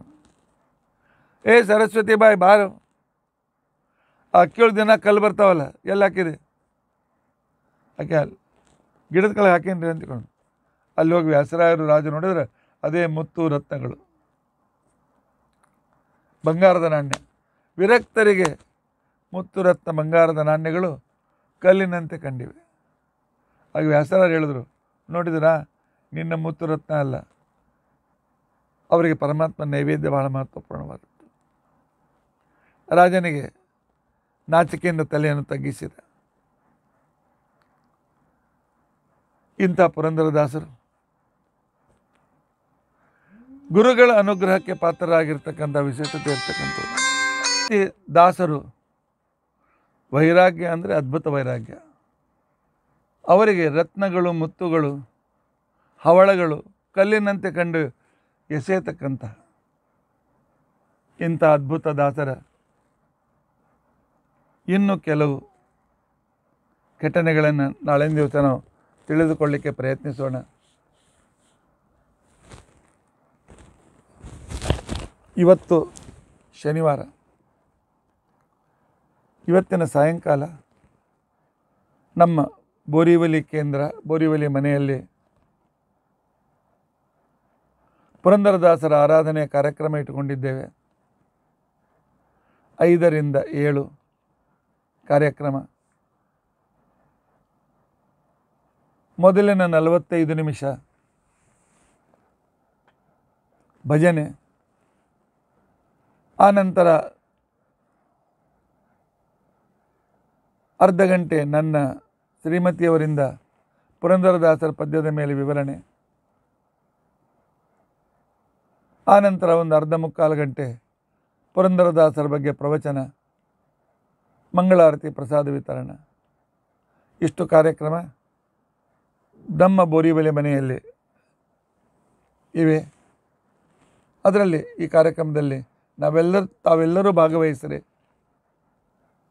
ವಿಳಾಸ ಬೇಕಾದರೆ ಫೋನ್ ಮಾಡಿದರೆ ನಾನು ವಿಳಾಸ ತಿಳಿಸ್ತೇನೆ. ಮತ್ತು ಯಾವಾಗಲೂ ಇರ್ತಕ್ಕಂಥವ್ರಿಗೆ ನನಗೆ ಗೊತ್ತೇ ಇದೆ. ಆದ್ದರಿಂದಾಗಿ ಎಲ್ಲರೂ ಈ ಕಾರ್ಯಕ್ರಮದಲ್ಲಿ ಬಂದು ಭಗವಂತನ ಅನುಗ್ರಹಕ್ಕೆ ಪಾತ್ರರಾಗಬೇಕಾಗಿ ಭಿನ್ನ. ಇತಿ ಅಧ್ಯಕ್ಷತಾ ಪ್ರಸಕ್ತಿ. ಶ್ರೀಕೃಷ್ಣಾರ್ಪಣಮಸ್ತು. ಹರೇ ರಾಮ ರಾಮ ರಾಮ ಹರೇ ಹರೇ, ಹರೇ ಕೃಷ್ಣ ಕೃಷ್ಣ ಕೃಷ್ಣ ಹರೇ. ಉಗ್ರಂ ವೀರಂ ಮಹಾವಿಷ್ಣುಂ ಜ್ವಲಂತಂ ಸರ್ವತೋಮುಖಂ ನೃಸಿಂಹಂ ಭೀಷಣಂ ಭದ್ರಂ ಮೃತ್ಯುಂ ನಮಾಮ್ಯಹಂ. ಅಚ್ಯುತಾನಂತ ಗೋವಿಂದ ಸ್ಮೃತಿ ಮಾತ್ರಾರ್ಥಿ ನಾಶನ, ರೋಗಾನ್ಮೇ ನಾಶಯ ಶೇಷಾನ್ ಆಶುಧನ್ವಂತರೇ ಹರೇ. ಅಚ್ಯುತಾನಂತ ಗೋವಿಂದ ನಾಮೋಚ್ಚಾರಣ ವೇದಜಾತ್ ನಶ್ಯಂತ ಸಕಲ ರೋಗಾ ಸತ್ಯಂ ಸತ್ಯಂ ವದಾಮ್ಯಹಂ.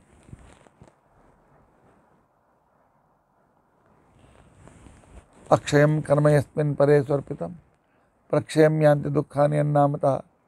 ಅಕ್ಷರೋ ಯೋಜರ ಸರ್ವದೇವಾಮೃತಂ ಕುಕ್ಷಿಗಂ ಯಸ್ಯ ವಿಶ್ವಂ ಸದಾಜಾತಿಕಂ ಪ್ರೀಣಯಾಮೋ ವಾಸುದೇವಂ ದೇವತಾಮಂಡಲಾಖಂಡಮಂಡನಂ. ಶ್ರೀಕೃಷ್ಣಾರ್ಪಣಮಸ್ತು.